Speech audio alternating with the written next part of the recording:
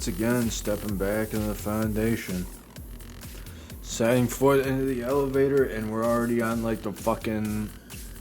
What is it? I was gonna say the island. It ain't even that. We're at Yellowstone. We're like at a fucking... I don't know, like... three-dimensional ideological barrier, right? You need like level 3 clearance in so many arenas that it might as well be like a 3-dimensional multi-pass. They've got us locked in. When I fucking go down the elevator and I need new clearance.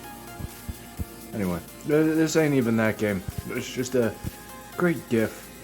Because whatever I had before just looked awful stretched. But anyway, So let's get back into reading more of this. Should be fun. Maybe. But you know, that all just depends on, not me, I guess.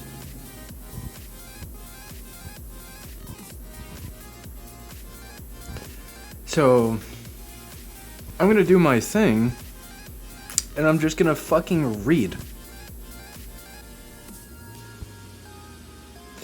And if that's like a fucking problem, then what is the point of me being alive? So, let's read more Foundation Wiki.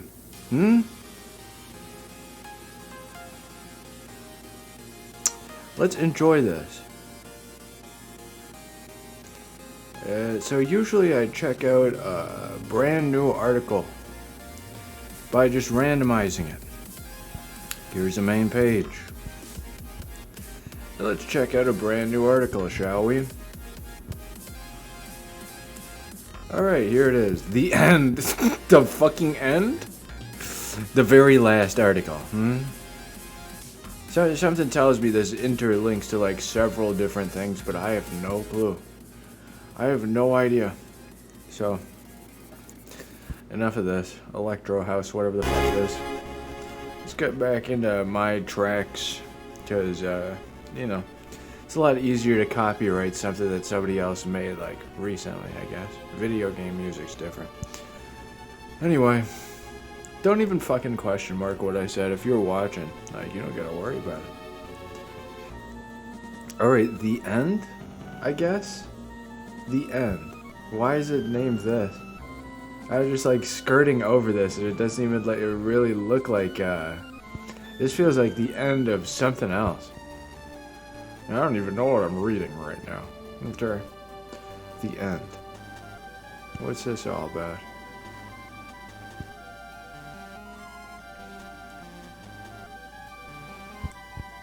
The two figures met each other as they always did, by the sofas. Both seemed to flicker, their outlines faded and blurry. As always happened, the short one began the speech. Hail, Myala, King of Swords, Soul of Valor, God of the Warrior. Its voice was shaky and indistinct. May your blessings always fall upon us, as the blood of the wicked falls upon your altar. We may ask of you a portion of your strength, so that we might do your work. The taller one grew more defined. He was now a four-armed creature, each arm holding a separate sword, pitted and dull.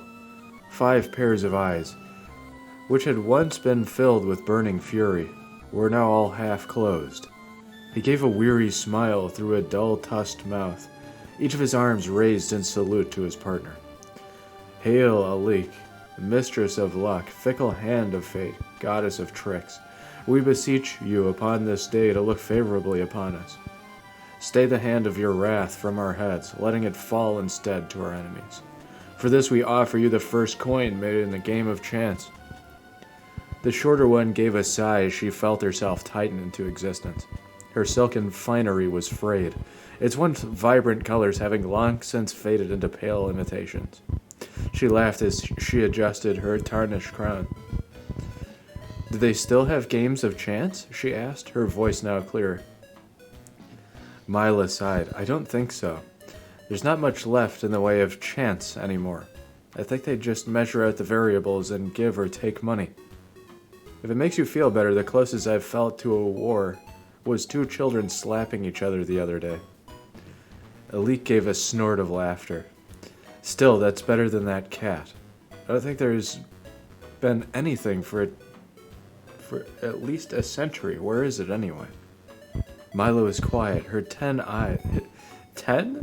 Milo was quiet, his 10 eyes all stared at the floor. "Oh.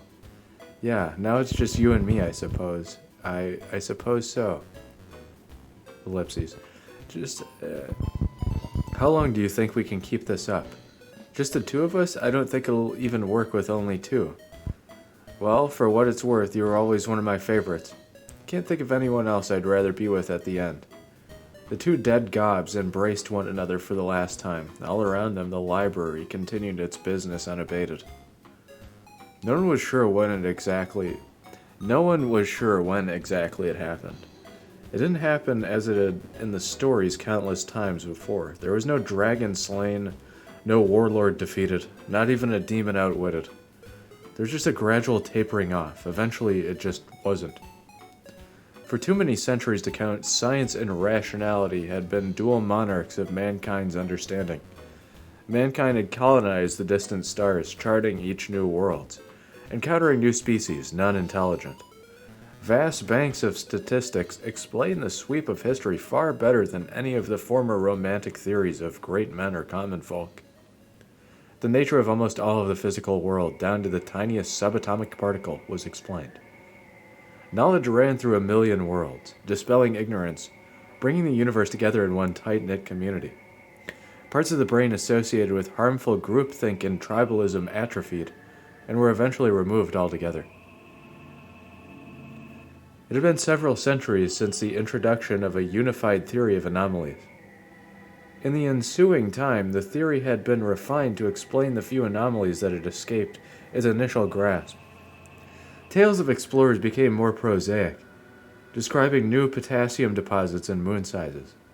There was no possible unknown. Science had explained all.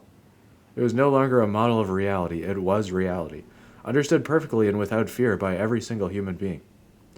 In time, the pages of stories withered. The words were all there, but there was nothing to support them. They stood on the page dry and lifeless as a hunter's trophy.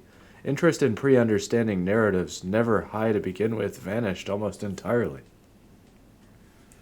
Scholars would puzzle over the manuscripts for millennia. What in these words had led to so much anger and unrest? They were things that simply were not, and indeed could not be. Hypotheses were posited in obscure academic journals for centuries.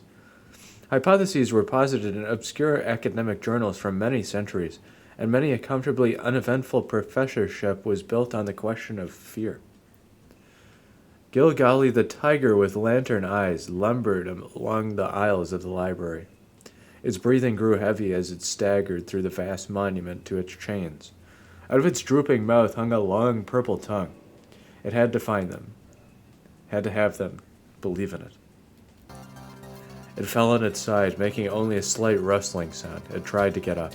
It was king, it thought, god of mankind, above the gods. It was what necessitated the gods.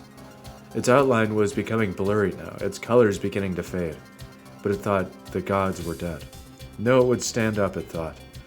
Breaths were coming more slowly now, its sides moving with each labored wheeze.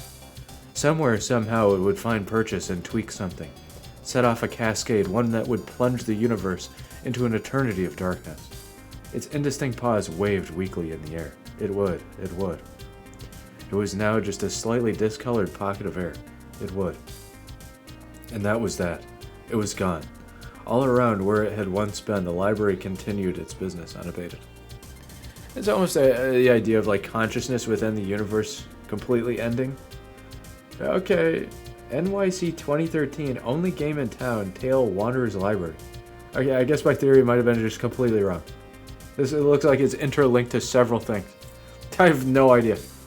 Alright, the end. We got to the end. There you go. There you have it. Congratulations. We can all go home. Okay, here's 221. 221. Item number 221, Object Class Safe. Special Containment Procedures. 221 is to be kept in a locked container where it cannot be removed except for further testing by Security Clearance Level 2 personnel. The container is a 15.25 centimeter by 15.25 centimeter steel box with a cushioned interior, with an internal locking system. The container is to be placed in a locked room with a guard to ensure that 221 is not taken. Description: 221 is a pair of tweezers made out of gold, made in the 16th or 17th century. After subject testing, it was noted that the damaged areas which had been used to gather material samples were smaller than they had been prior to the test. It is currently theorized that 221 uses the minute amounts of gold in the human body to regenerate damage to itself. Subject testing revealed that 221 creates a highly focused case of obsessive-compulsive disorder in any person which uses it on their own body. Subjects will utilize 221 to slowly remove any and all hair from their own body before removing finger and toenails, as well as teeth, culminating with the removal of organs, both the external, such as the eyes and skin, and the internal, such as liver and pancreas, using their hands if 221 is not effective. Though 221 will never be set aside during this process and remains gripped in one of the subject's hands. If 221 is taken away from the subject, they become violent and manic, and will use their hands to continue the process, albeit in a much less careful manner. It is to be noted that the progression of this behavior is different for each subject, but no less fatal. That's fucking horrifying. 221 came into Foundation possession after reports of a human being who was data expunged. Foundation personnel retrieved 221 within 10 hours of the original report. Addendum. Test log 221-1. The test subject at Class D was ordered to use 221 to remove his eyebrow hair. While the subject was initially unenthusiastic about his task, after the first 10 minutes he began to more actively pluck out his own eyebrow hair, and after completely denuding his brow, moved on to plucking out his eyelashes, despite repeated assertions that the test was over. When released after 221 was taken out of the room, he began to pluck out his eyelashes with his own fingers, completely removing all of them before moving on to his toenails. The subject completely removed his toe and fingernails before yelling and smashing his own face against a wall. The reason for this outburst became apparent when he reached into his mouth and began ripping out his now loosened teeth. Eventually, the subject died from blood loss and shock, halfway through the task of pulling out his own internal organs. Well, that's fucking horrifying. That just makes me not, want to remove the eyebrow hair that I have, that sticks out occasionally. Fuck. Test log 221-2. The test subjects were 2 Class D personnel. I can't fucking read. The test subjects were 2 Class D personnel. Test Subject 1 ordered to use 221 on the other Class D. Test Subject 2. After 15 minutes, the test subjects began to argue about how the holder of 221 was using it on the other. The test subjects began to fight for the use of 221. Test Subject 1 used 221 to stab Test Subject 2 through the eye, piercing into the brain, immediately killing him. Test Subject 1 began to use 221 to remove his own eyelashes, continuing to his teeth and eyes. Test Subject 1 died of blood loss after removing 73% of the skin on his own body. After removing 73% of the skin on his body. There was no own there. Well, that's completely lethal. That's a cognito hazard, but you just have to touch it. That's fucked. Compulsion safe tool. I guess, as long as you don't touch it, you gotta grab it with a 10-foot pole. What the fuck? Disgust. People commented on this. What more is there to say? Put it in a fucking iron box and don't pick it up. In fact, melt it. Melt it down. We don't need it. We don't need the compulsion tweezers. No. Alright, 222. Object Class Euclid. You already know this if you've gotten this far, but lore context, we're already at 05 level clearance. This document not for use by personnel below clearance level 3. Special containment procedures. 222 itself requires no special containment. It also cannot be moved. The site is guarded by SCP Foundation personnel as well as a rotating mix of US, Italian, and NATO soldiers, none of whom are aware of its significance. Foundation personnel travel to and from the site very often, and their true numbers are carefully hidden from the soldiers, and usually from personnel below clearance level 3. Description: 222 designates an area of tunnels in the Dolomites Mountains, near Aviano, Italy. The site is close to the Church of St. Gregory, and Aviano Air Force Base is also nearby. The tunnels are filled with carved stone coffins. One coffin in particular has unusual properties, and for some reason, the tunnels are filled with carved stone coffins. One coffin in particular has unusual properties, and some portion of the tunnels is also involved. The carvings in the tunnels appear very old and of fairly good workmanship. History. After 1948, U.S. operatives in Italy participating in Operation Gladio began receiving word of unusual activities at the site. In 1954, Aviano Air Base was turned over to NATO. On February 22, 1955, Foundation operatives found a series of tunnels carved into the mountains. They appeared to be catacombs, tunnels for storing the dead. Archaeological research into their construction has yielded contradictory results. See SCP-222-7 through -9. The tunnels were being used as a hideout by a terrorist cult. All members of the cult were killed or taken into custody. Operation details filed in 222-1 through -5. The cult appeared to be less mentally stable than most such organizations, but otherwise unremarkable. However, details turned up during the operation prompted further investigation.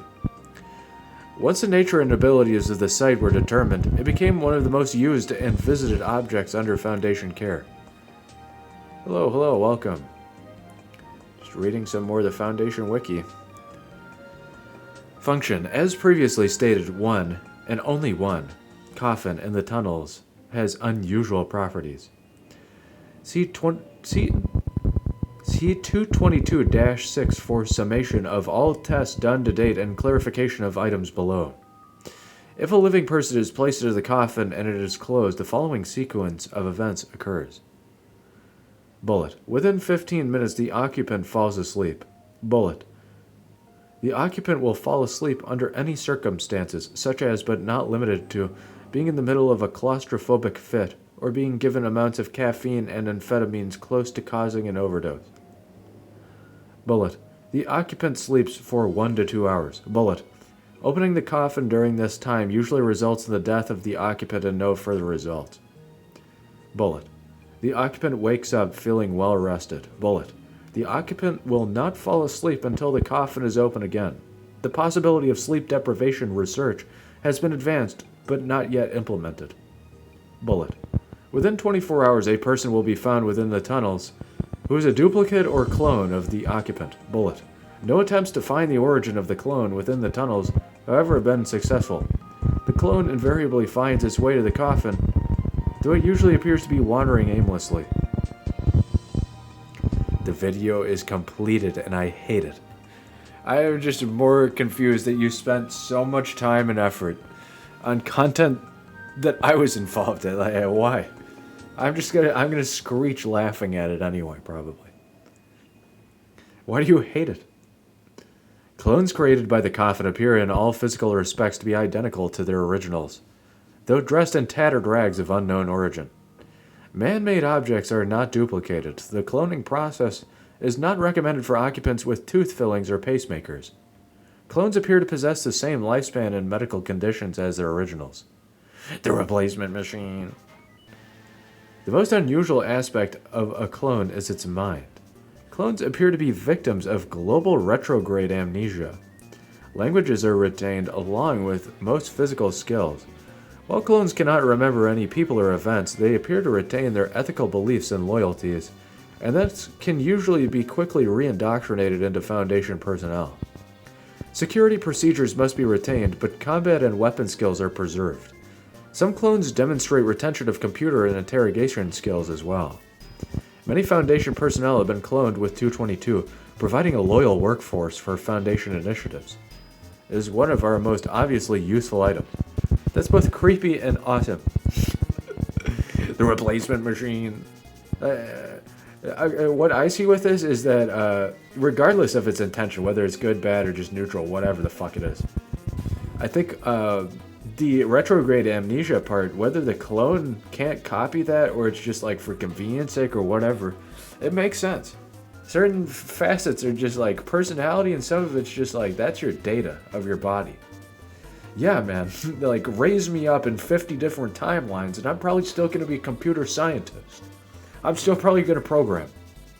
Or like I'm still going to like art, you know. That's interesting. 23 minutes long, the feature length. feature link. That's fucking amazing. Okay. So the Foundation actively uses this to clone personnel. It doesn't really... I don't understand, though. Is there a detriment?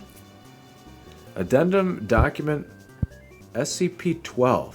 Indoctrination issues. Lieutenant Blank Blank's clone was brought to a mock-up KGB indoctrination center where he was brainwashed into becoming a KGB spy. He was a native of the USSR, so this was considered a useful test of a clone's attitudes. The clone eventually rebelled against the brainwashing and was prepared to die rather than submit. At that point, the training exercise was ended, and he was welcomed as a loyal Foundation member. However, blank single period. So 2 blanks, but one's like a long blank, one is a single blank, then period. However, blank, and then next sentence, blank. So 3 blanks in a row, but one is an interspersed sentence.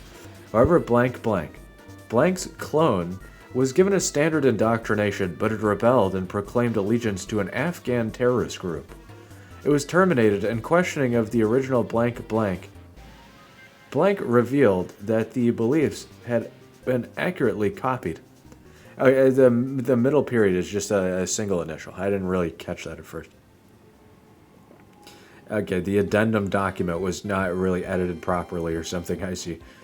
Addendum document 222-13 called for clone psychiatric/sociological analysis. General Blank maintains that cloned personnel display behavior patterns and habits that cannot be accounted for by simple amnesia. He cites a statistically significant higher incidence of mental illness, particularly homicidal tendencies, among clones when compared to original personnel. So maybe certain factors can't be cloned and it's just like overridden with a violence factor or something. William, about to run over a TV. Also William. I'm going to Geek Squad. I'm going to Geek Squad.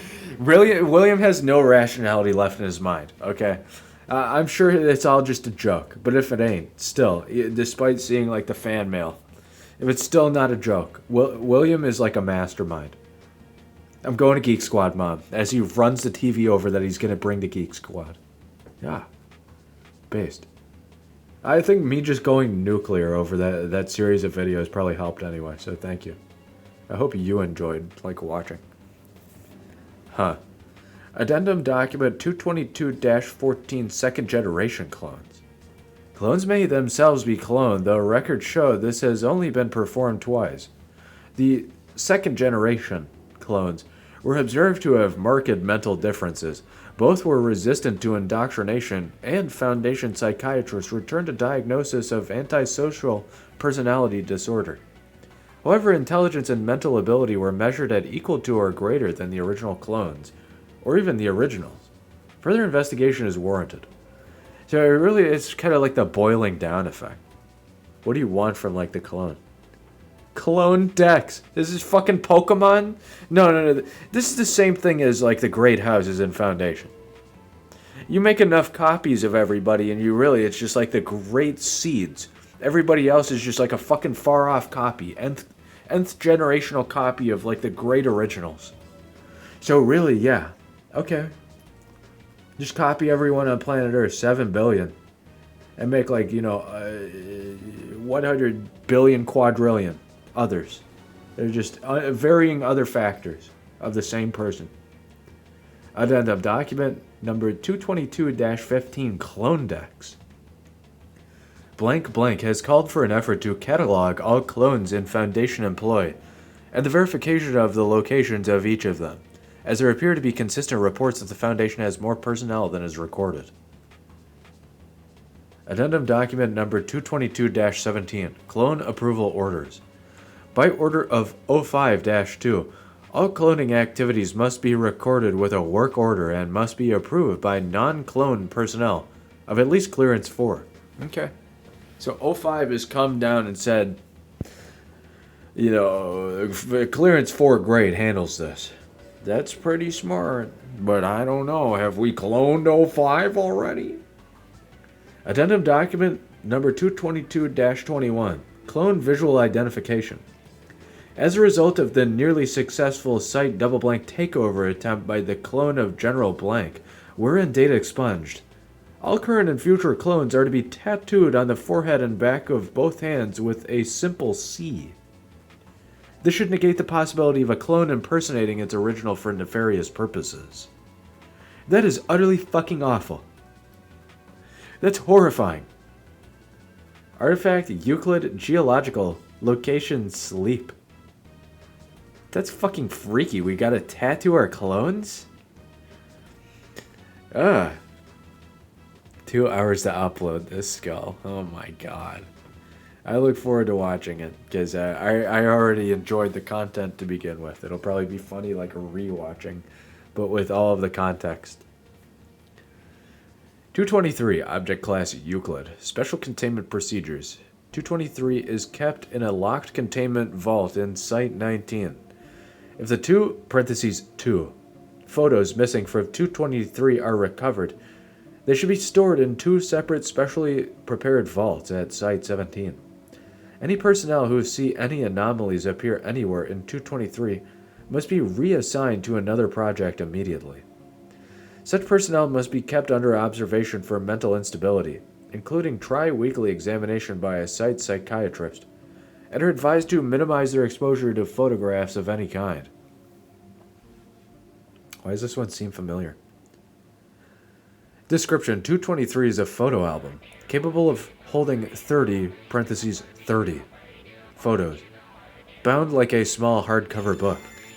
The photos are attached to the pages with an unknown adhesive. It matches the appearance of a product made by blank, but lacks any brand label. From Danny with Love has been written on the back in blue ink. 223 contains 28 photos, which chronicle an engaged couple's vacation to blank beach. The final 2 pages of the album have been ripped out. The couple in the photos has been positively identified as E blank blank and L blank blank, who went on the vacation depicted June of 19 double blank. E blank and L blank died on June double blank in a murder-suicide by E blank. E blank's suicide note claimed he found his fiancée in bed with another man and killed her. However, no evidence of such an affair was ever found. There's one other person who frequently appears in the photos of 223. A Caucasian male with attractive and somewhat androgynous features, designation 223-1. Based on his behavior in the photos, he seems to be a friend of the couple. All attempts to determine the identity of 223-1 have proven fruitless.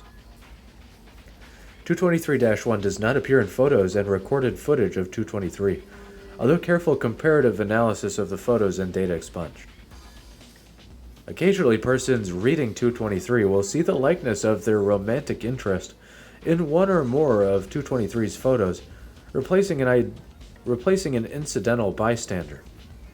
Independent observers can verify that the photos do in fact change.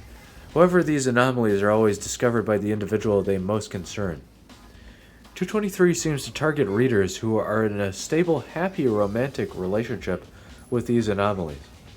223 apparently can only target one person at a time in this way.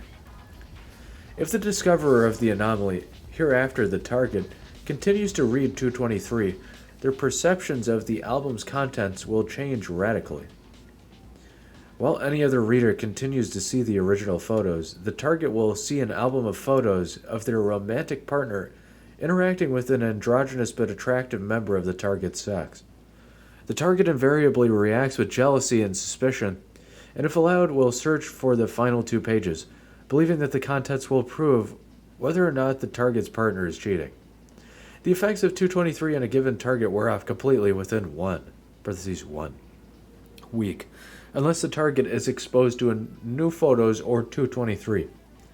At this point, the current target's love interest likeness will vanish from the album, and the target can safely view ordinary photographs.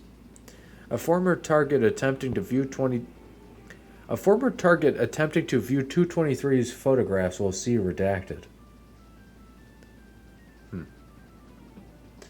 If not allowed contact with 223 following the initial discovery, the target's perceptions of other photographs will also be altered.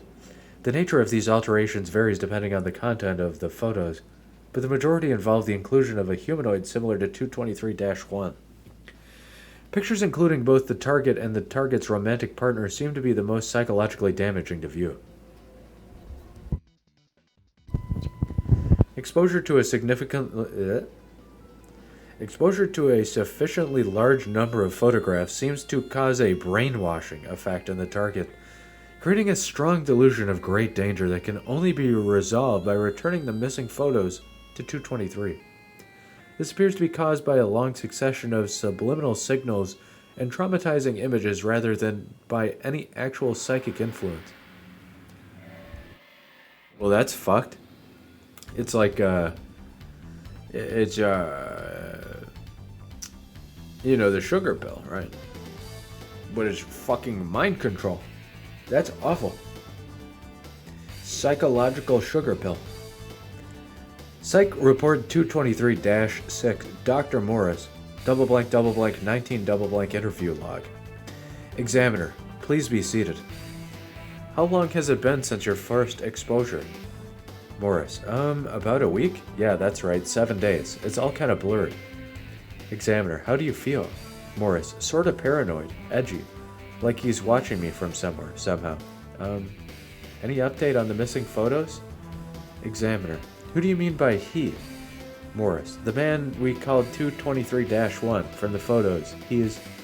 Examiner, yes? Morris, silent.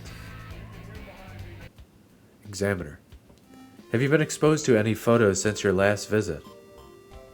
Morris, no. Examiner, good. What do you see here? Photo is of a grizzly bear drinking from a pond. Photo is of a grizzly bear drinking from a pool. Morris, it seems to be a photo of two bears mating. Examiner, very well, and this? Photos of a bed, no figures present. Morris, a naked man, seated on a bed. Look, it's been a week, right? You can let me go? I've got to find those photos. Examiner, you seem extremely interested in 223's missing photographs. Why? Morris, I've got to prove Lily's innocence. Examiner, Dr. Morris, your wife is in no danger. We discovered nearly 20 photographs hidden in and around your quarters, Dr. Morris. Whatever you saw in those photos is not real. Morris, lunging at the examiner, restrained by guards. Liar, you're working for them, aren't you? Examiner, to guards. Take him away for now. Morris, wait, when can I see Lily again? Log ends. Aga. Note, Morris was given a Class A amnestic and has now returned to his full duties. Mrs. Morris has been informed that her husband is dead. Oh my fucking god.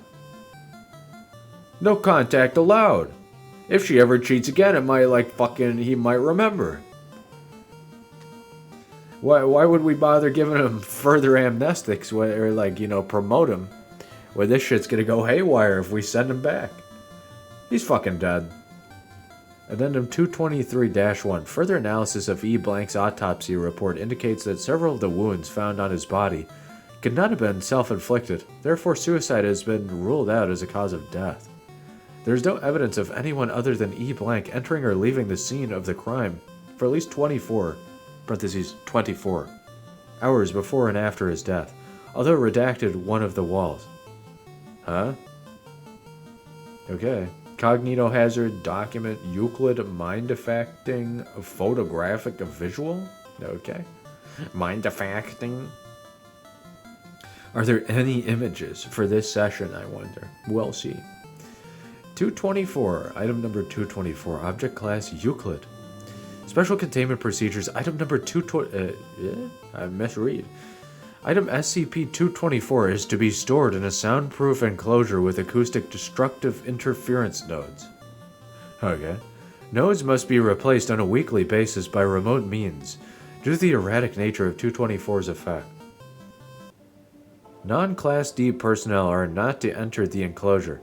Additionally, 224's enclosure must be kept free from moisture to avoid rapid oxidation. Additionally, 224's enclosure must be kept free from moisture to avoid rapid oxidation. In the event that the clock begins to chime, all personnel must evacuate the area and the location should be secured Following procedure Zeit 77. Description: 224 is a wooden grandfather clock, accented with a black lacquer and gold leaf. Markings remotely observed date its origin at the end of the 19th century. Though internal examination of its components has been done, the density and construction of its gears make method of function impossible to interpret. The hands of the clock do not move with any known consistency, though the tendency seems to be generally clockwise. Additionally, chimes occur at non-regular intervals, ranging from approximately 1 minute to several months. To further complicate matters, the numbers on the clock also have a tendency to move and shift, though they generally retain ascending order. They're like a randomness clock? Each chime has an anomalous acoustic signature that causes a drastic localized temporal acceleration. Holy shit! Inverse randomness time clock! Based on sound. Excuse me? Each chime has an anomalous acoustic signature that causes a drastic localized temporal acceleration. People and objects in range of the sound begin to age. The amount of time is not consistent with the chimes, ranging from essentially inconsequential amounts to several years, though the amount aged during any single event is consistent for all objects within the field of effect. The amount of time is not consistent with the chimes, ranging from essentially inconsequential amounts to several years, though the amount aged during any single event is consistent for all objects within the field of effect. I was just like, aged, and then I fucking stumble on the sentence anyway. Okay. Get my aged cheese in there. 224 was originally found in the blank blank antique shop and purchased by Mr. Blank Blank as a gift for his wife. When brought home and wound, the anomalous properties were noticed, though not acted upon.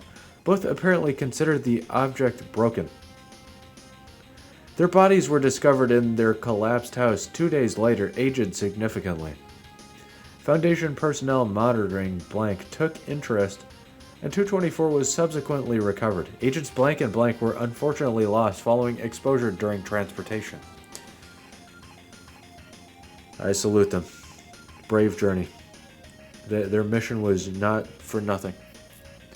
Any instances of 224 retaining any numeric pattern for an extended period should be reported to Strike Through Dr. Simmons on Strike Through Dr. Locke.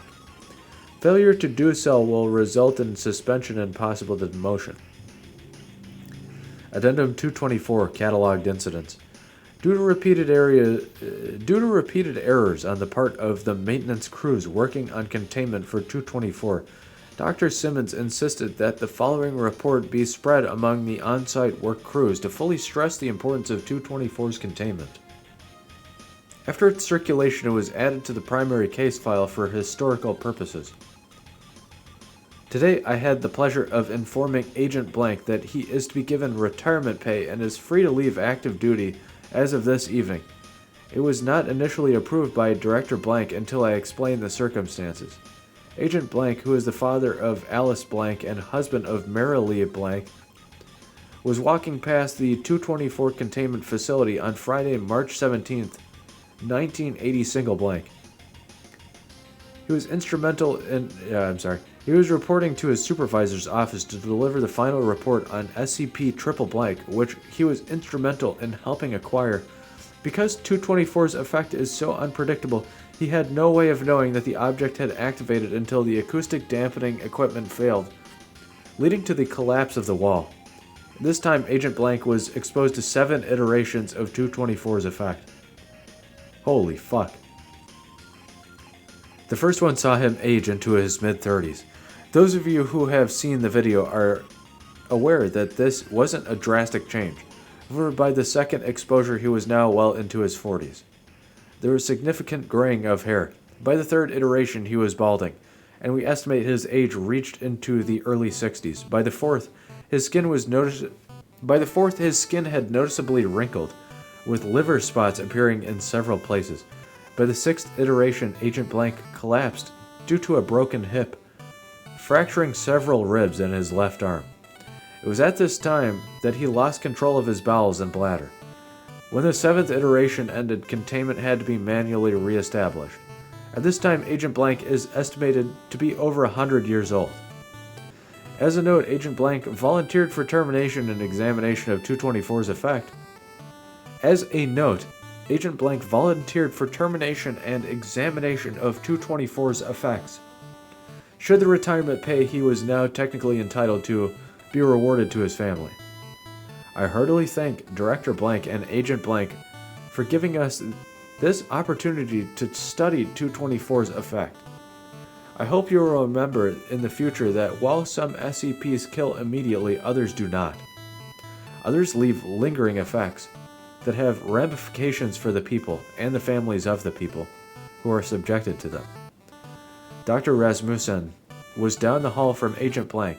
He is now a 35-year-old man in an elderly body.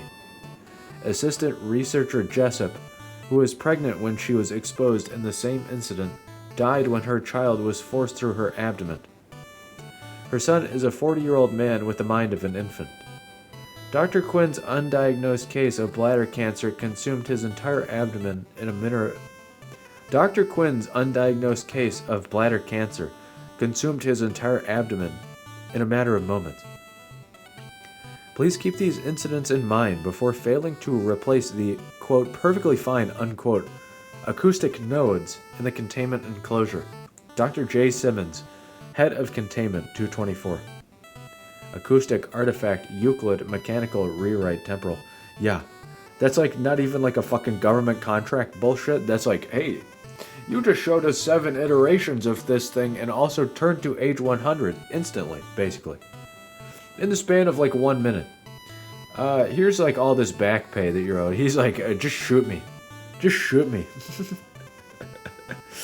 Alright, 225. It has a caption. This is an interesting one. Is this an orb? The description caption is SCP-225-1, parentheses left, unparentheses, and SCP-225-2, parentheses right. The name of the image is silversphere.jpg. Is this like our first actual fucking alien-related one in a long time? I think the last one was like quantum signal brain bugs. So the image appears to be a sphere. We have what looks like 3 separate photographs.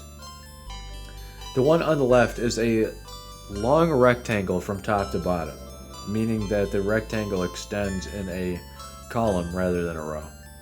At the topmost edge of the column, so like the upper half, we could see what looks like a bubble or maybe a sphere of like a metal or something. It is reflective in the exact center, and then as it expands out, you can really see what looks like maybe a facility. It looks like a hangar. The only reason I say that is just like a lot of ceiling tends to look like that in warehouses and stuff. If not, it really just is something that has like patterning on the top that is a black and white to like gray tan structure in a lattice, leading into if it would be a ring structure, the vast band of the ring is at the top, turning into the circular C shape at the bottom, right? So a lot of the top of the ring is just that lattice. The center is just cut out, and that's where the like massive shininess is. Towards the left-hand side, it's very like tan golden. There are a lot of repeating patterns just turning into mush or something else. I'm not sure, but it's like a honeycomb. Closer to the mass reflection, we see just another like golden black circle, so it could be like recursion reflection here. I don't know. Towards the bottom of the like emptiness, below the reflection, either more ceiling or like floor or something, or just plain black. Really, the panorama reflected on this spheroid doesn't show much except like light reflections here and just patterns. Towards the bottom left, we see more like repeated golden circular things. Bottom left and then bottom left. One's toward west by west south, and one is by south by west. If that makes sense. I'm bad at that, but you know. Towards the right hand side, we just see like a branching sort of bent metal-looking structure, but overall it looks like a ring, a bubble, or a sphere. On the right-hand side, taking up the 67% quadrant of the entire image, but it's two separate images in a row. It just appears to be two spheroid objects in the sky. The topmost one is sort of reddish, and it's hard to depict what it even is. But it's just a dot in what appears to be the sky. Some backdrop is cloud and then just blue. The one below it, it's just fully blue sky. And again, it's like a reflective spheroid bubble. You could definitely tell in the bottom one that it is metallic, or it just has like the hole punch effect of light is reflected in a sphere. Okay. Well, that one's very interesting. Let's zoom back in there. Alright, 225, item number 225, object class Euclid.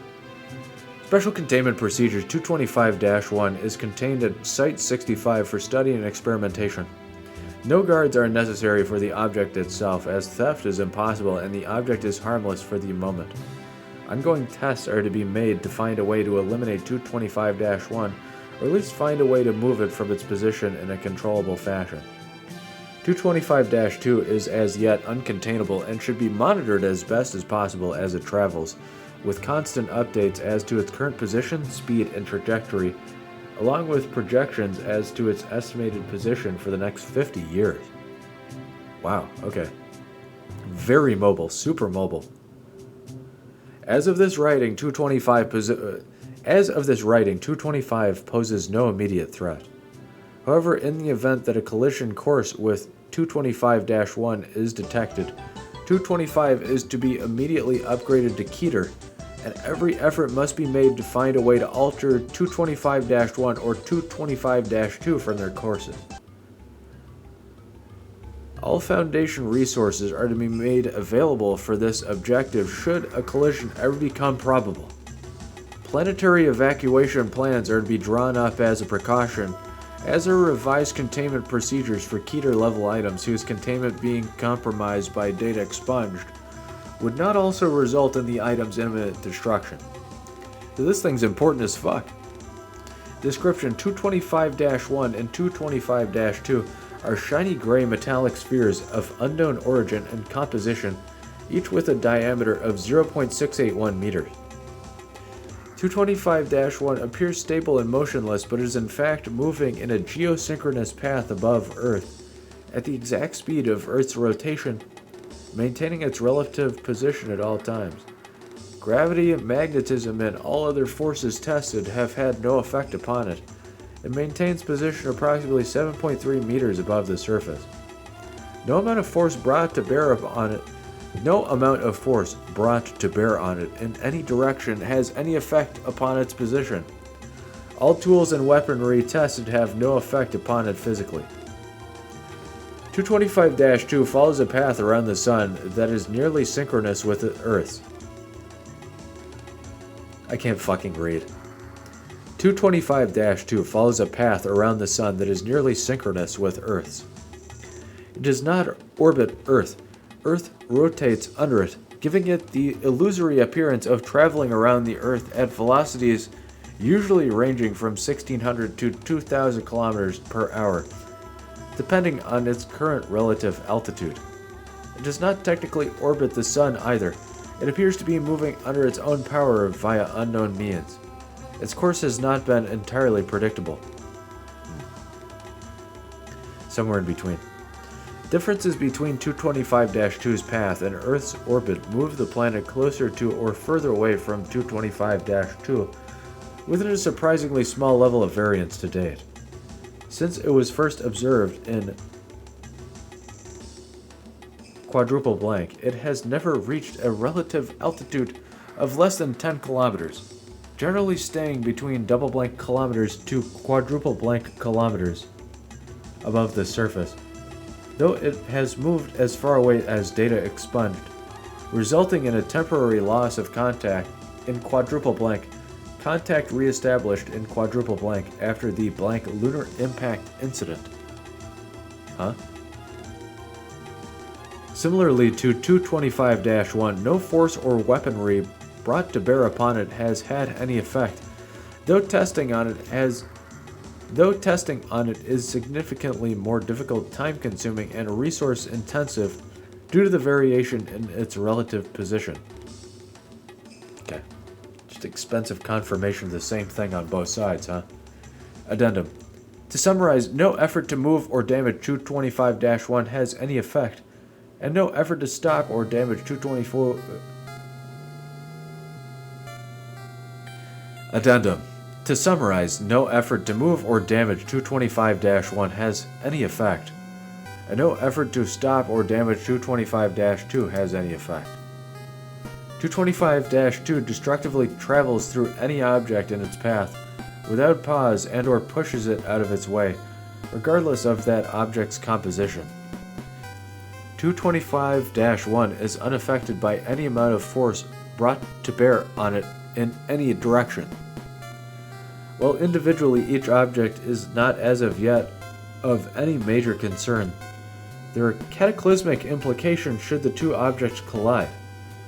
Projections based upon the estimated amount of material contained between the two objects, parentheses 0.33 cubic meters, approximately 2,600 kilograms, show that should the objects annihilate each other, they would release at minimum the power of a double-blank gigaton nuclear explosion, potentially much higher depending upon what they are constructed of. So if they annihilate, at the highest speed they are analyzed to travel, double-blank gigaton nuclear explosion, if they annihilate each other. That's not to say if they don't just simply connect, and that their composition we haven't even analyzed, they just cause something else. Okay. Since all tests thus far have shown that neither 225-1 nor 225-2 can be damaged or moved by any means known, the possibility also exists that neither object should... Since all tests thus far have shown that neither 225-1 nor 225-2 can be damaged or moved by any means known, the possibility also exists that neither object would be annihilated, halted, or altered from their course, even by contact with the other. If this is true, then a collision between 225-1 and 225-2 has the potential to data expunged. In this circumstance, planetary evacuation may not be sufficient and data expunged, should time permit before data expunged. So theories lead to potentially these two colliding with such speed and force and repetition that just probably the universe would detonate. Because it would cause like some space-time anomaly. They would keep colliding with each other and would ignore every other physic. That something fucking wild would probably happen that we wouldn't be able to predict. Thus, moving from the planet would be not sufficient enough. We would probably have to figure something else out. Euclid indestructible satellite sphere uncontained. This just makes me think of like the Great Watchers, or maybe not even that, just like humanity exists and we have like a scientific anomaly that we don't need to stop or even understand. It's just here, like, if we fucked up, it would like cause the universe to collapse. And if we did really well and like learned how to fuck with it, the universe would collapse. It's like here for like equilibrium for all we know. Who knows? Who knows what the fucking purpose is? 226, item number 226, object class safe. I really like that one. It's cool looking. Special containment procedures. 226 is to be kept in a locked cabinet within site double-blank secure item storage unit. Any person wishing to use 226 must have approval from any personnel with at least level 3 security clearance. I wanted to say too, I like the just like complete mystique of that one. It's really just up in the air what it means. Description. 226 is a cardboard box measuring roughly 30 centimeters by 20 centimeters by 4 centimeters. It has a lid that fits securely over the bottom half, as with any common puzzle box. The surface of the box is a deep black, with the word FEAR scrawled with white ink on the upper right corner of its lid. Within the box, 1,000 cardboard puzzle pieces, each measuring roughly 2 centimeters in diameter, also considered 226. When completed, the puzzle always forms in a rectangular shape. However, the design and order in which the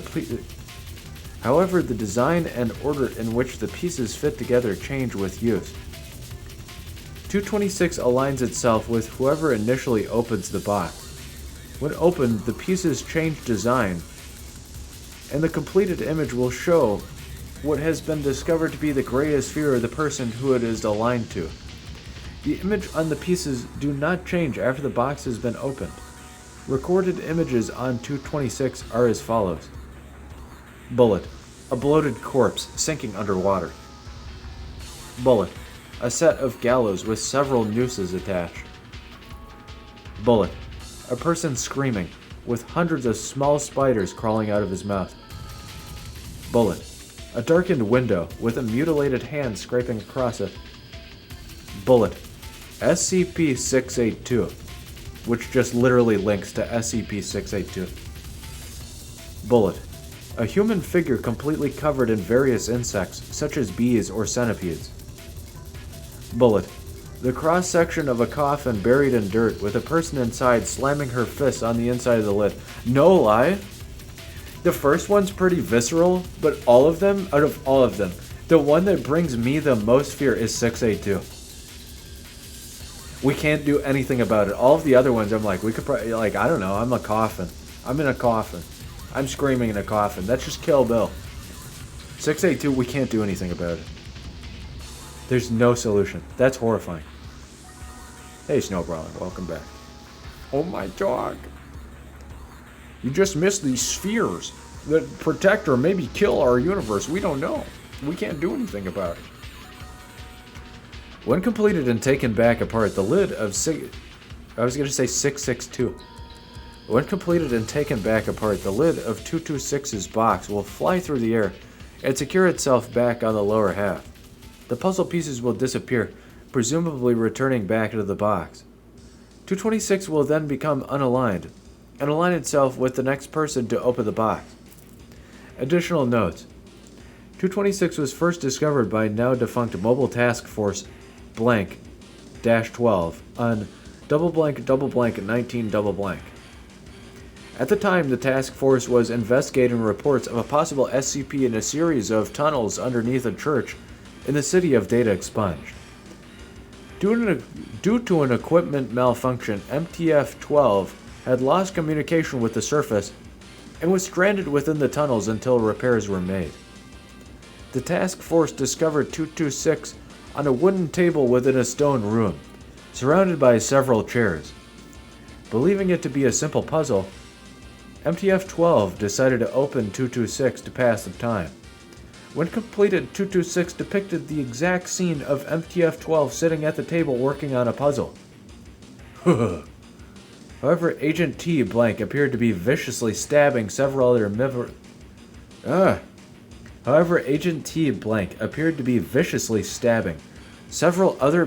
of the task force with a standard issue combat knife.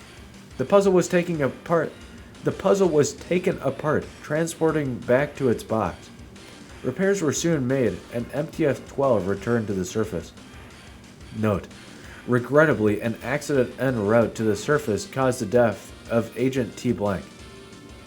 What? Accident? Are you sure? I don't know what it is about this one, but it's fascinating to me.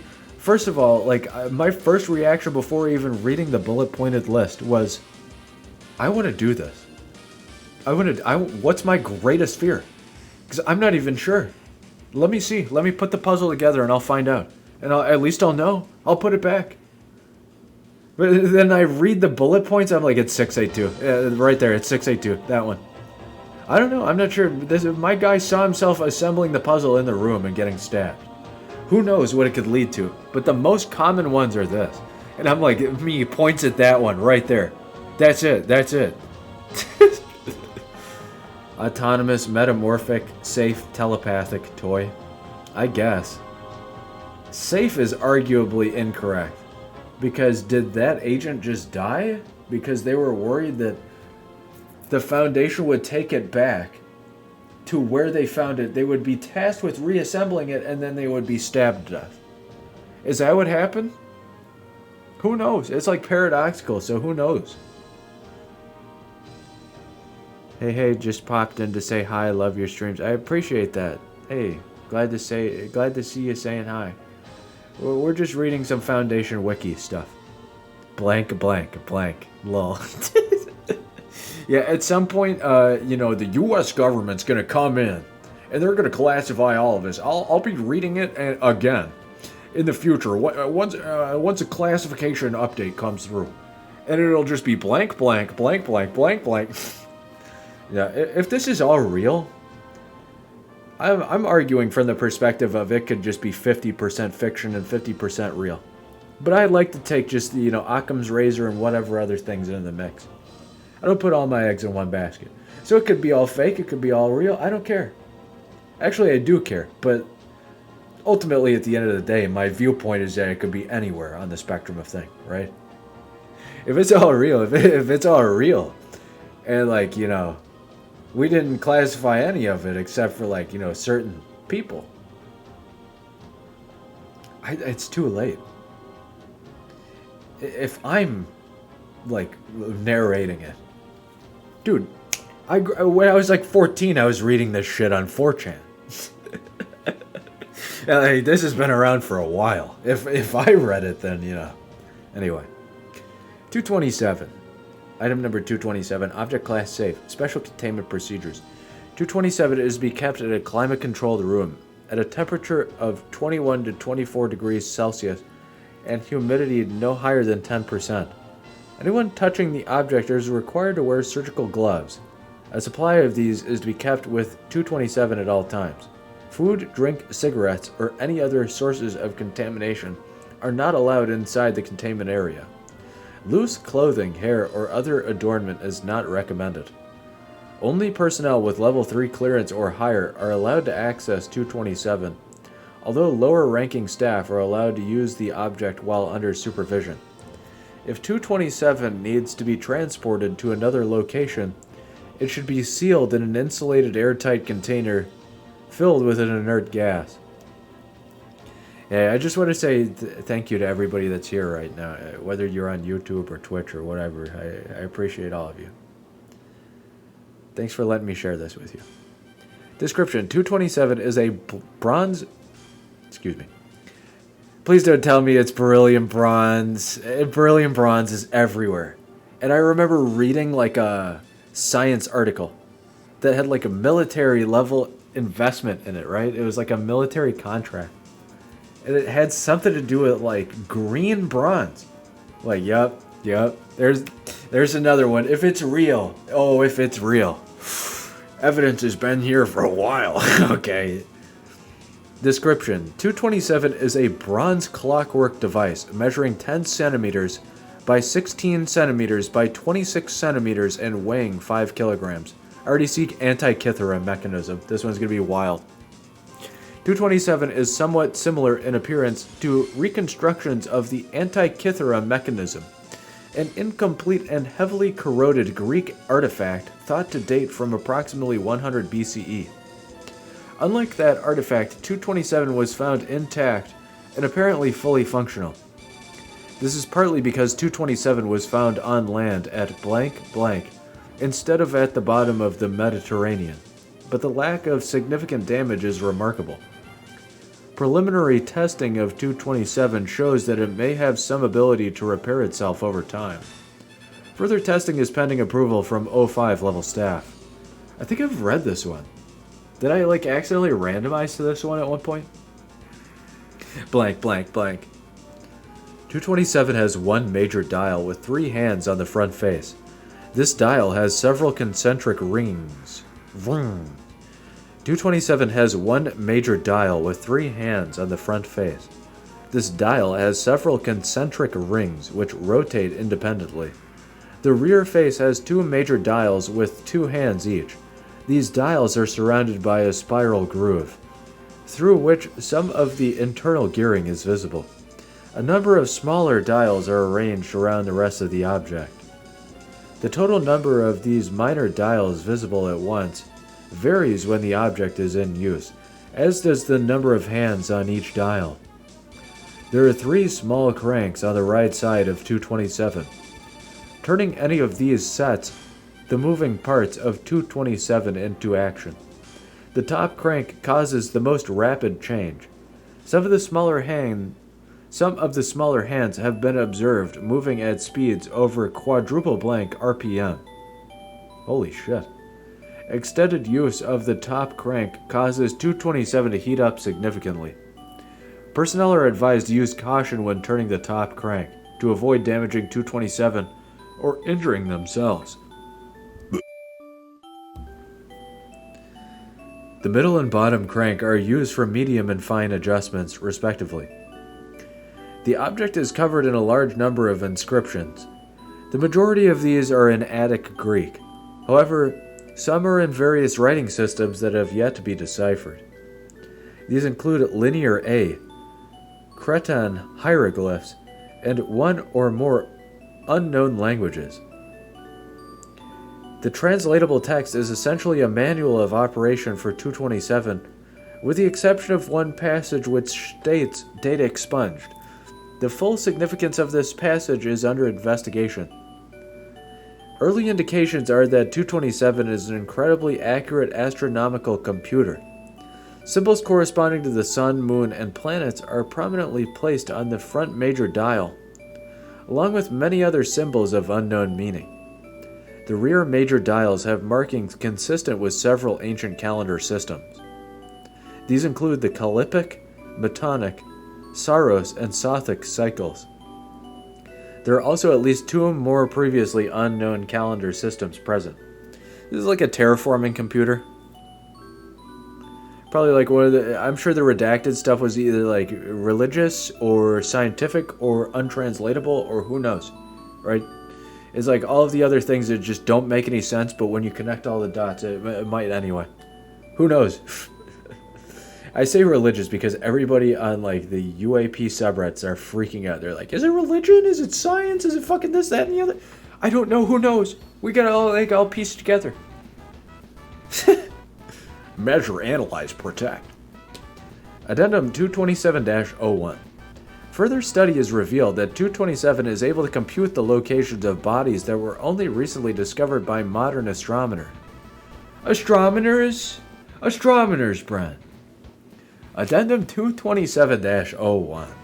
Further study has revealed that 227 is able to compute the locations of I'm going to remove my whole jaw surgically. Addendum 227-01. Further study has revealed that 227 is able to compute the locations of bodies that were only recently discovered by modern astronomers. For example, one set of hands and markings corresponds to the Kuiper Belt object 50,000 Quaoar. Quaoar is difficult to detect even with the Hubble Space Telescope. How the designer of 227 was able to predict its orbit is unknown. Addendum 227-02. 227 has demonstrated an ability to predict even aperiodic astronomical events. One researcher was turning the top crank and happened to notice a minor dial appear very briefly. Fine-tuning revealed that the minor dial first appears on a date corresponding to 23rd February 1987. This is the first date that the supernova SN 1987A was first observed on Earth. So it might even be capable of predicting events that you wouldn't even know. A fucking supernova? I've talked about shit like this. If you wanted a time machine, you'd want to record like major events in the universe as an image, I think, and use that as like your basis for travel. That's like your footprint in the sand, I think. Like the major solar event where like the sun shoots out solar flare in this direction of the solar galactic neighborhood in fucking February 1987, 22nd. That's a good like fucking image of our local galactic neighborhood. The sun is just a massive stellar object of light, and it's just so fucking impossible to like replicate where all of those photons are and all of that like, you know, stellar energy is. We have like fucking satellite images, of course, but like what I'm saying is, you refine that image and you have like a higher resolution. If you were a time traveler and you had like a fucking super telescope on your time machine, with that comparison, then you would be able to ascertain, I have this high resolution image that can identify the old image, right? It doesn't make perfect sense, but it's like the idea of the information exists, therefore you'd be able to ascertain like a hook. I don't know how the fuck you'd be able to time travel just based off of like satellite data.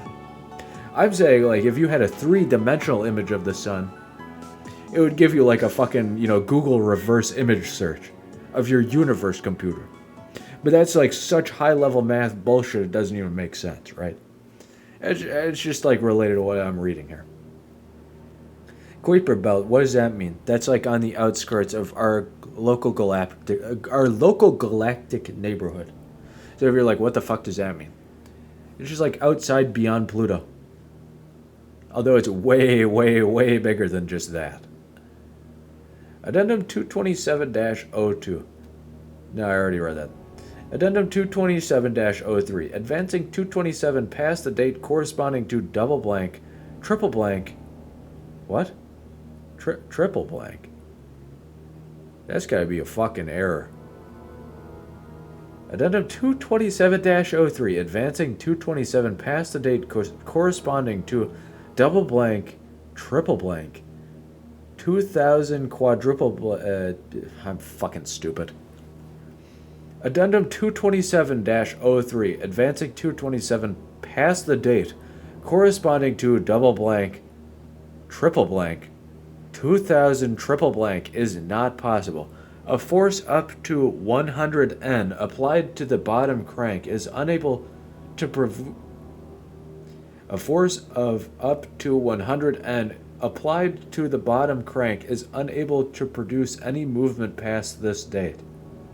Testing with additional force has not been authorized due to the risk of damaging 227. When the object is set to this date, a large number of dials and symbols appear which are not seen at any other setting. The meaning of this final setting is unknown. Some researchers believe that this may represent an XK class Enter the World scenario, such as a wandering brown dwarf, the so-called Nemesis hypothesis, a gamma ray burst, or data expunged. So what we're saying here, for like, non-context, if you don't know like where this is, XK class Enter the World scenario's foundation-ism. So we could say that like future tech, or maybe even just like prediction algorithm from whoever created this. They go, oh shit, some stellar objects at this period in time cannot be predicted for some reason. A force of 100 N, that's newtons, meaning gravity, is applied to it, and they're afraid of breaking it. That's how like much you can't force the lever. So we're saying like even the foundation analysis says it might just be an Enter the World scenario. Or a wandering brown dwarf, the so-called Nemesis hypothesis. This is like so far out there that it's like more normal than everything we read here. Nemesis, like go fucking read. Speaking of foundation, go read like Isaac Asimov's book on Nemesis, and then go read the Real Science on like fucking Nibiru or whatever. Holy shit. Nemesis? Yeah, we got like a brown dwarf in the Oort cloud that's gonna come out of nowhere and eat us all. A gamma ray burst. I'm not saying it's illogical. I'm just saying this being like a crazy scenario is actually more normal than this. A gamma ray burst. Now that's just fucking wild. We're saying that like stellar objects can't be predicted or manipulated or anything anymore past this date and time. Because like a fucking flashlight shined in the universe in our side of the neighborhood and just deleted all of us. We got deleted by a flashlight. Or data expunged, of course. I like that. A gamma ray burst, Nemesis hypothesis. A fucking sun came through and ate us all. I guess. Addendum 224-04. The date of the final setting on 224? Addendum 227-04. The date of the final setting on 227 was observed to change once, to a time double blank years later than the previous date. The symbols that appeared at this new final setting were somewhat different from the previous one, but their meaning remains unknown. Research into what may have caused this change is underway. So potentially observation of, like, the mechanism. It could be a time travel device. Maybe we made it in the future and it was like a stellar neighborhood predictor. And by approaching future time stuff, we're given, like, instruments that tell us to, like, decode what the fuck is going on. Or, who the fuck knows? Nibiru is gonna come and eat us. The universe is ours to control. Clockwork Computer K-Class Scenario Predictive Safe. Yeah, we don't know if it's an XK class scenario or not. It could kill us all, or maybe it's just like, what the fuck is going on? This thing just, it's what is it? The moratorium ends after the year, like, 2333. We can't go past that on this device. We gotta make something new. The creator of it, like, refused after that period of time. I acted dumb. Played Payday 2 in VR for 3 hours. My arms are sore. Well, I'm glad you had fun.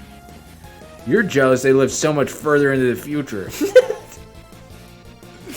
Yeah, they want us to invest in more future tech.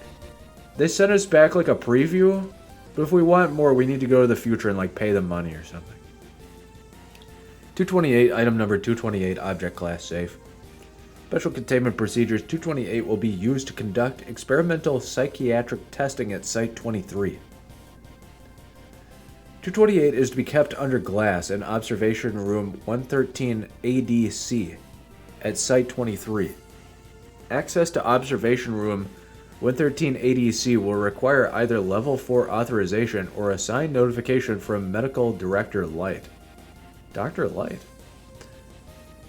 Observation Room 113 ADC is to be monitored by no fewer than 4 high-definition video cameras and a reinforced one-way observation mirror running at the full length of the east wall. When a subject observes 228, their reaction is to be documented by no fewer than 5 researchers stationed behind the observation mirror, as well as the subject's accompanying psychiatrist. Description: 228 is a Polaroid photograph of variable appearance. This is the second time we've gotten that so far. It is apparent at this time that 228 derives its subject matter from the subconscious mind of the viewer. The images produced are always visually clear but vary in interpretive coherency. For example, one viewer may cause 228 to manifest a clear portrait of that viewer's father, while another causes an image of a heart-shaped object submerged in green fluid to redact it. Huh? The coherence of the image produced by 228 appears to vary from subject to subject. It is theorized to have some connection to the viewer's emotional state. 228's various image manifestations can be photographed normally, although the photographs will not display the ability to manifest new images. It will manifest an image when viewed remotely by video feed. After 228 has manifested an image, it will remain inert, displaying the same image, until that viewer looks away. At that point, it will adapt its manifestation to reflect that of the current viewer. The question of what 228 manifests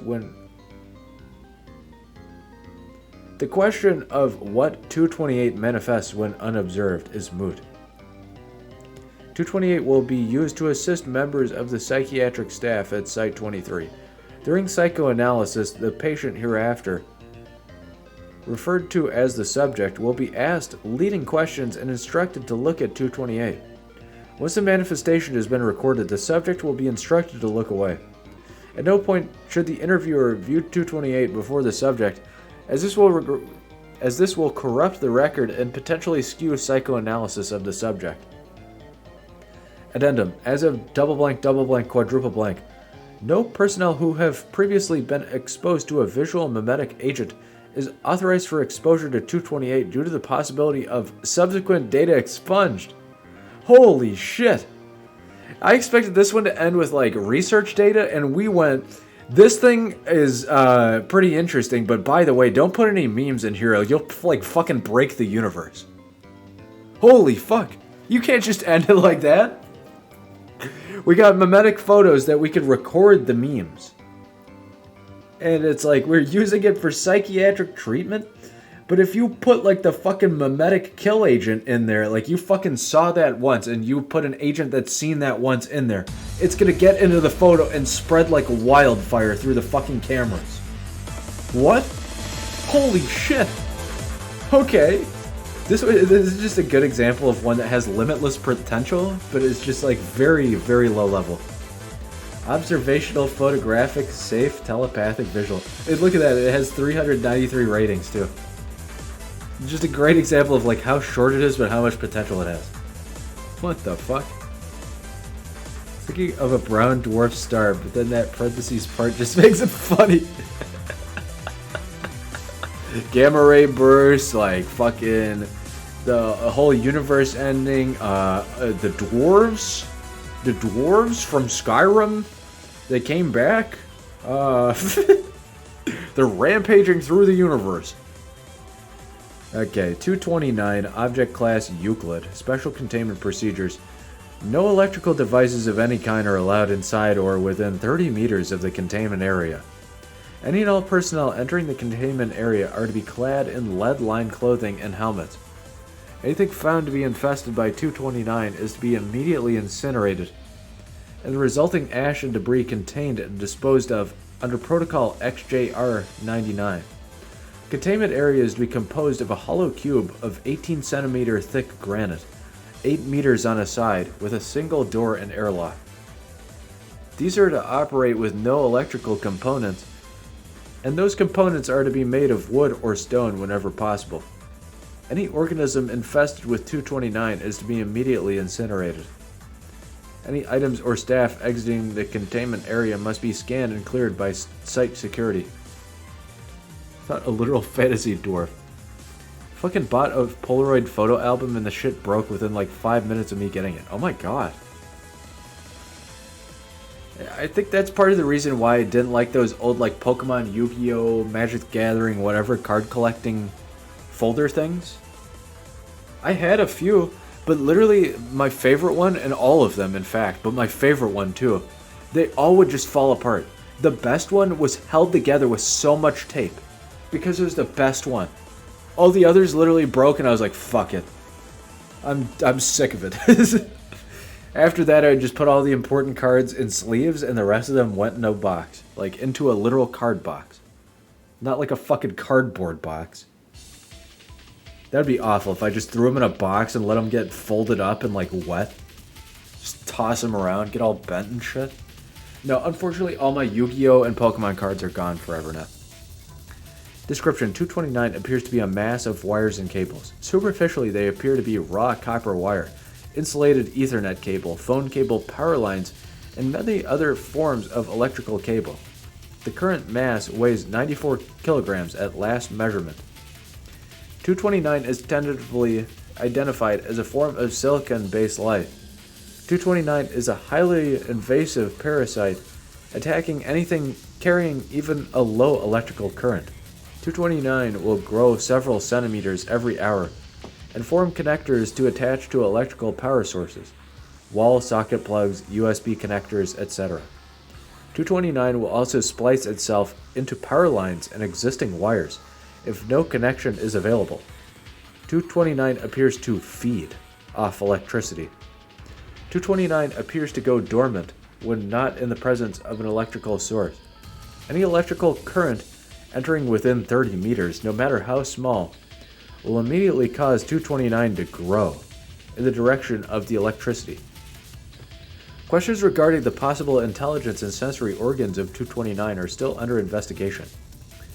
229 appears to grow best on metal or plastic, but is very capable of infesting living tissue. In vertebrate animals, 229 will quickly penetrate the epidermis and other tissues attaching to and enveloping the spine. Holy shit, it goes straight for the nerves. Like, that's where the electrical tissue is. 229 will then grow along the nerve pathways and up into the brain, attaching and infesting it within a few days. This process appears to be extremely painful and can cause very erratic behavior. When the infested subject nears death, usually from massive internal bleeding... This is fucking cursed. When the infested subject nears death, usually from massive internal bleeding and brain damage, 229 will exit the body by puncturing through the skin and attaching to any nearby structures, thus beginning the cycle again. Whether or not it has higher learning functions is, that's up in question. But the fact that it attacks a subject and it seems to inflict enough pain not to kill, but to absorb in the death throes, makes me question if it at least has higher learning faculties. Kind of like predatory animals. Maybe not like sapiens, but, It is theorized that 229 has always been present in our ecosystem, but that the technological level and thereby the availability of electricity was insufficient to allow its spread. With the current prevalence of wires and other electrical devices, detection can be extremely difficult. Incineration is currently the best means for 229 removal.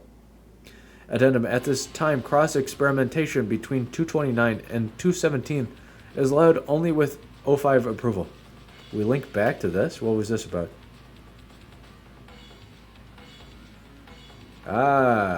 Infective organic metal virus. Why, though? Electricity with that? Why? This feeds off flesh. 217 eats flesh. Huh. Seems like a fucking biohazard. Autonomous electrical Euclid self-replicating. Alright, alright. That was pretty cool. I fucking buy that. I'm fairly certain it literally came from Polaroid Company. Just any, like, dual, trifold, whatever. What is it called? What photo album, or what I'm thinking of is like a school term. Trapper keeper. Any trapper keeper is just destined to fail. It's plastic covering, it's like vinyl plastic covering like cardboard with metal rings looped through it. It's just destined to fail. Oh yeah, don't forget like the metal buttons sewn in. Or like stapled in, whatever, they're like fastened. You know what, I say that, I express that belief, but I fucking loved the, everybody in school hated it. I loved the, like, school book covers. So we could reuse books and not damage them as hard. I thought they were so neat. Those stretchy book covers. At one point, I had 6 of them, one for each subject, or whatever. That was great. One theme for each class. 230, item number 230, object class Euclid. Special containment procedures. 230 is kept in a secure room in site double blank. The room must have a controlled ventilation system so that air exiting the room can be properly filtered before it re-enters the regular ventilation system of the complex. 230 is to be given anything he requests that does not violate standard procedures for SCP containment. The door is set to automatically lock every time it closes and can only be opened from outside the room. Personnel entering 230's room must wear a full hazmat suit with its own oxygen supply. Personnel exposed to the air in 230's cell, or who come in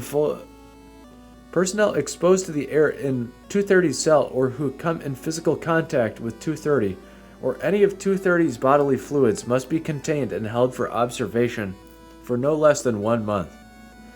Personnel still exhibiting symptoms from 230 after 1 month are to be terminated. If personnel are cleared by on-site staff after a month, they are then to be transferred and forbidden contact with 230. Due to recent events, subjects that have been exposed and cleared by staff are required to undergo I can't fucking read.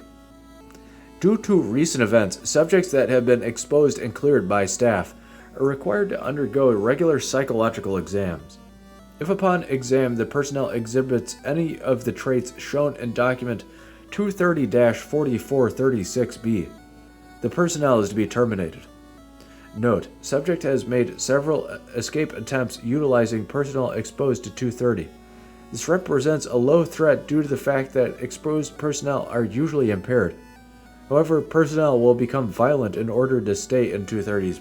I can't fucking talk! Note: Subject has made several escape attempts utilizing personnel exposed to 230.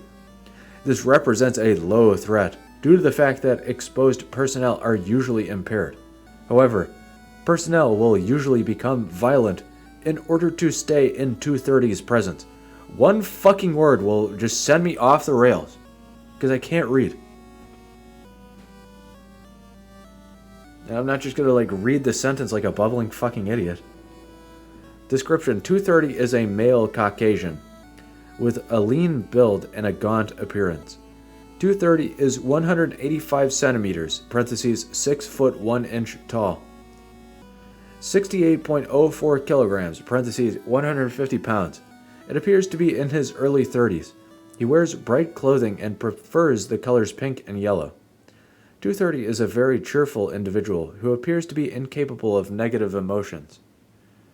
230 secretes a chemical similar in composition to heroin from his pores. The chemical has been named compound triple blank. Once secreted from his pores, it evaporates immediately and contaminates the air around 230. Compound triple blank seems to be effective in as little as 30 parts per million in gaseous form. When inhaled,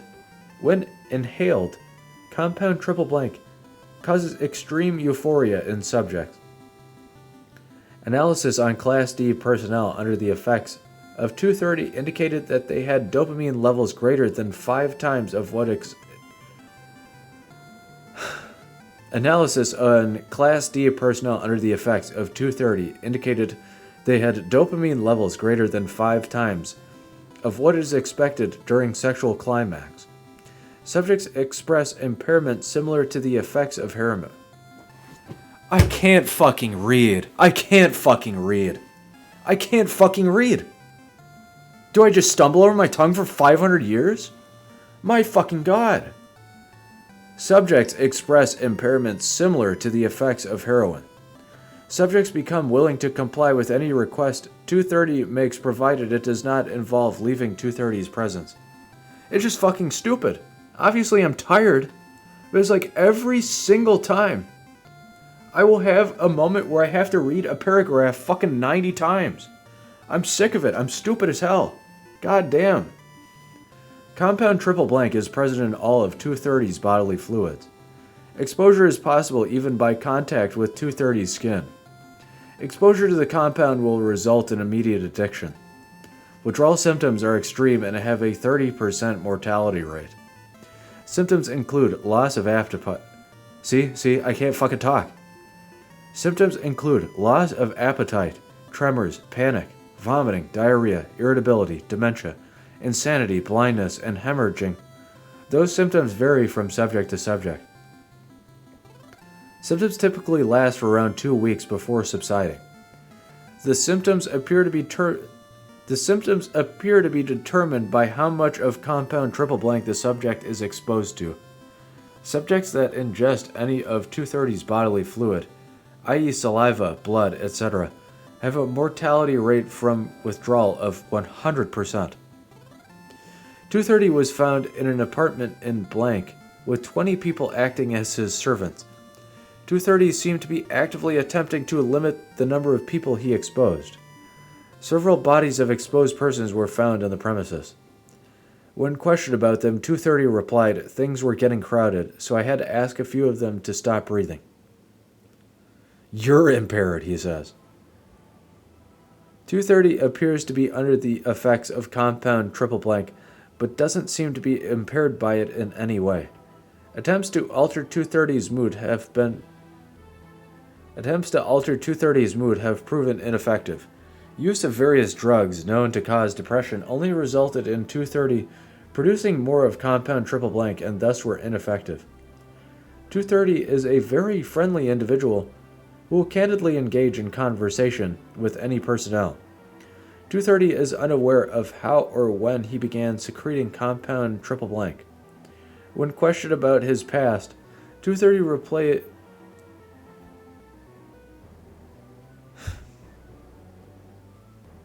I just hear detection can be hard, and I think Payday 2 stealth build. Dog, literally the only thing keeping the sheet of Polaroid storing plastic was fucking double-sided tape. He's literally me. I don't know what you're saying. I have no idea what that sentence means. I don't know what that means. Literally the only thing keeping the fucking sheet... What?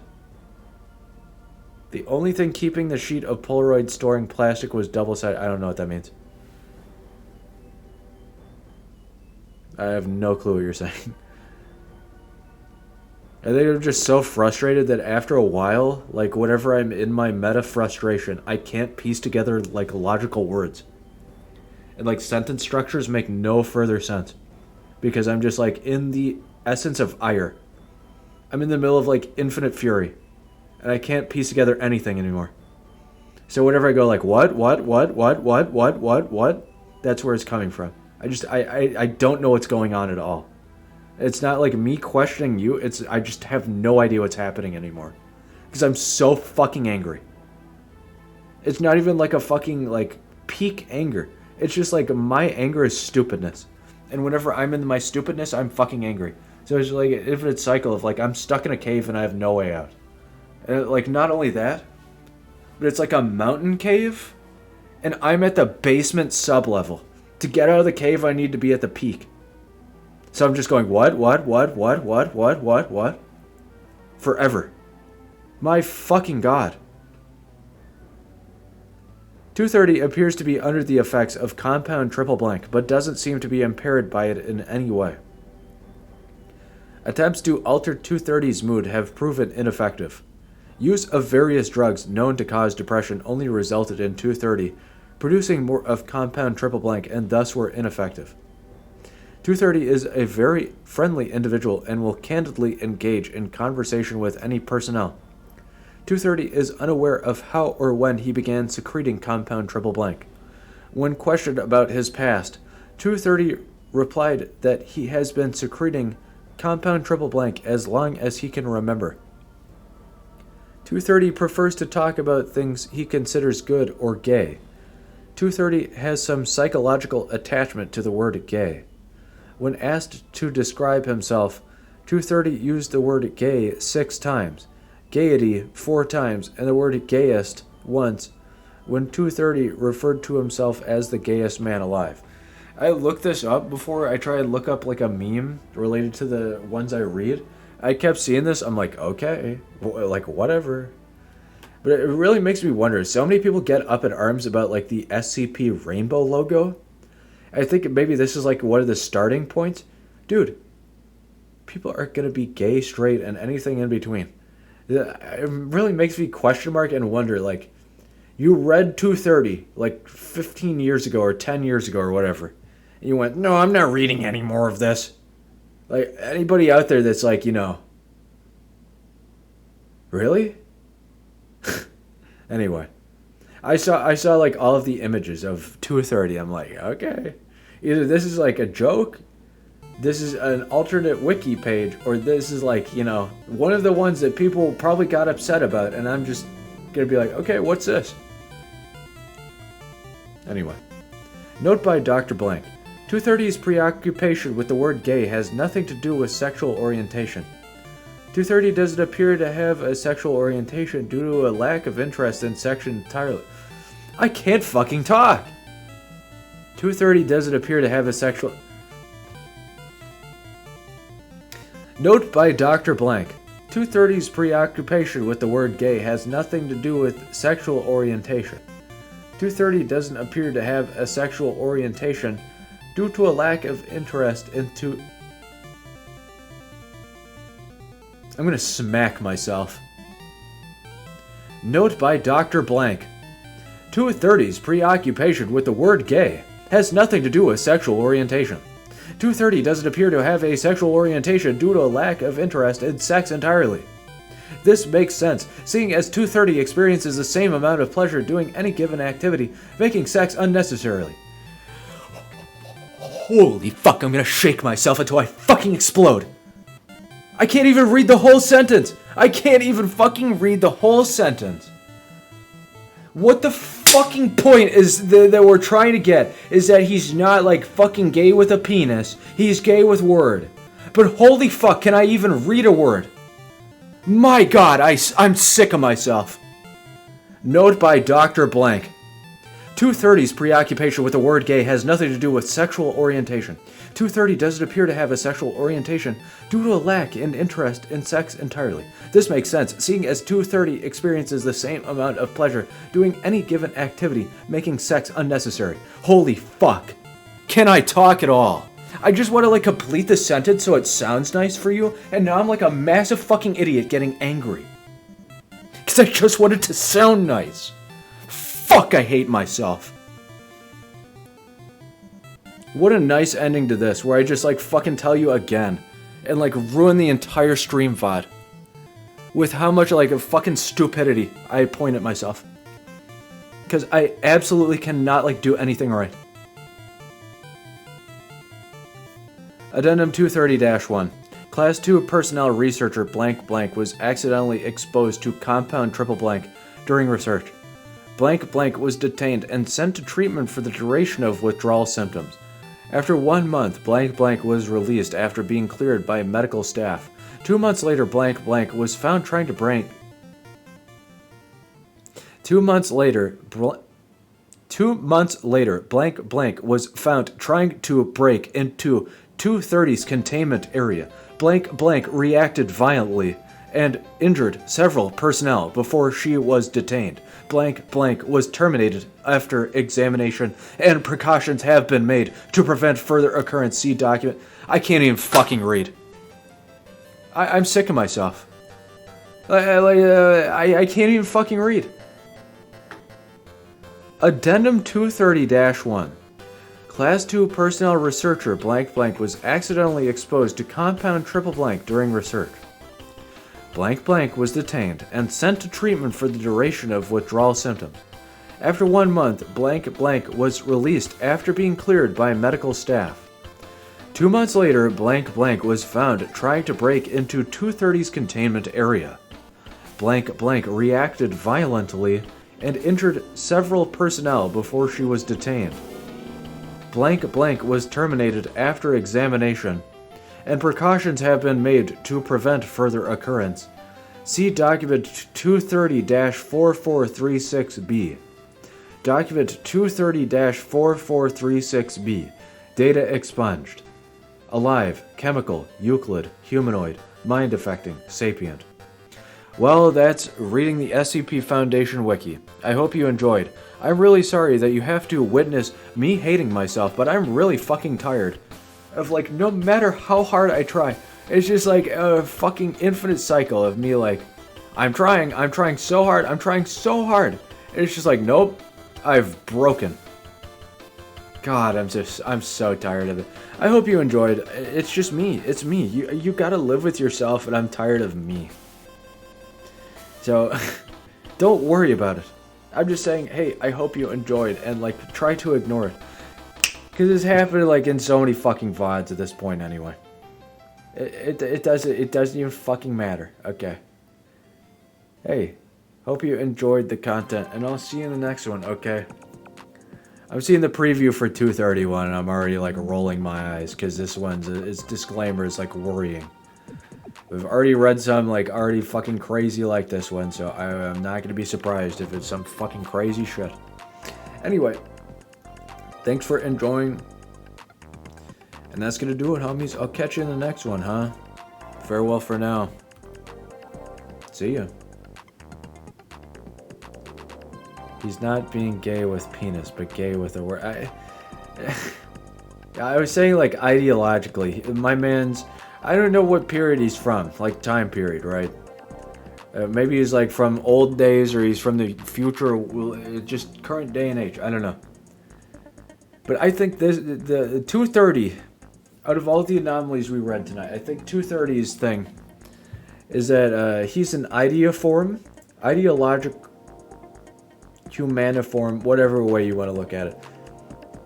His mind is so powerful that that's what like caused the anomaly, I think, right? So what I was saying was that he's not gay with his penis. He's gay with, like, his mind power. But I just said, with a word. Because I'm, like, just stuck in fucking, like, oh my god. Can I just stop? Can I stop tripping over my fucking tongue for once? The whole thing is, like, as much as I want to stick my personality into this, really, like, 98% of it. It's just reading the fucking thing.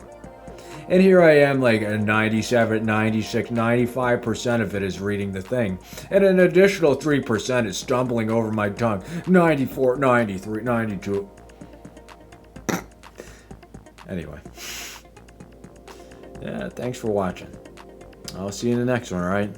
Peace out. Farewell for now. See ya.